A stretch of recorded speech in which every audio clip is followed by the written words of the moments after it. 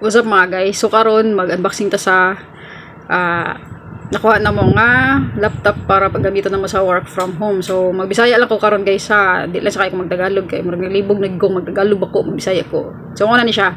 Mao na siya ang Huawei MateBook Day15 AMD Ryzen 7 ang processor niya. Tapos ang RAM niya kay 8GB tapos ang storage niya 512 amo gikuha kay kailangan na mo taas ang storage kay ang apps nga gamiton diha is mga bugat siyang apps.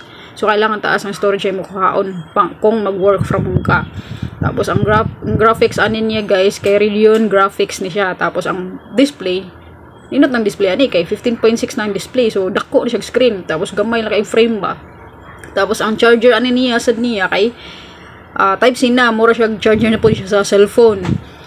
Unya fast charger ni siya guys, take note, fast charger ni siya mo nang na iningad yun jud mi ani siya niya nga brand kay mao sa halinon nila nga brand, best seller nila sa shop na mong giadtuan. Tapos Windows 11 na ang iyang operating system, and then ang choice namo diha kay more jud ni siya ka color kay kana out of stock man gud siya. So ang available is Mystic Silver lang, so maoran siya ang nakuha Mystic Silver, pero nindot naman siya.